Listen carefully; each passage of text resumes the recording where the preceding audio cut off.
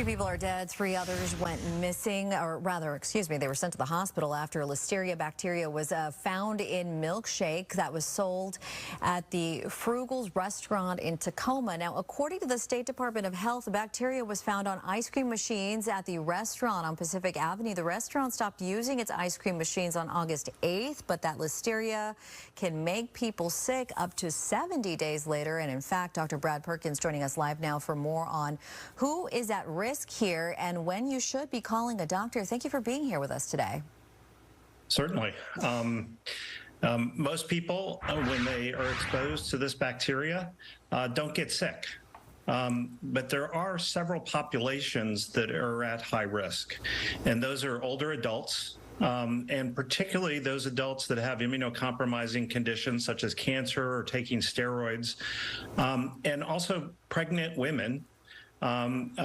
Because of the way the body reacts to pregnancy, they're at increased risk, and their babies are at risk as well. So I want to take a step back. Walk us through what listeria is and the symptoms we should be looking out for. Now, listeria is a bacteria with some unusual characteristics.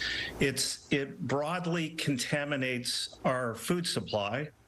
But fortunately, the people that produce these so-called ready-to-eat foods take precautions to make sure the food is not contaminated with listeria. But occasionally we see outbreaks of food that is contaminated. The bacteria is ingested through the oral route. It can cause several manifestations of disease. The most innocuous is gastrointestinal disease with some diarrhea that is self-limited and not a major cause of morbidity or mortality. But some people develop quite serious illness from bloodstream infection or from meningitis, an infection of the fluid that surrounds the brain and the spinal cord. All right, so what I find especially interesting here is that it can actually take a while before you get sick. If you do end up becoming ill because of listeria, we're talking many days, in some cases 70 days later. So when should people be calling their doctor? People should be aware if, one, they're in a risk group, and they should learn about the ready-to-eat foods that they might consider avoiding while they're at risk.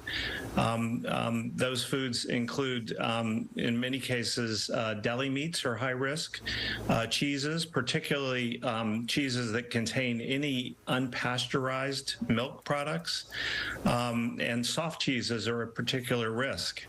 If people develop flu-like illness, and they are in a risk group, they should be quickly contacting their physician to talk about their illness and consider undergoing diagnostic testing.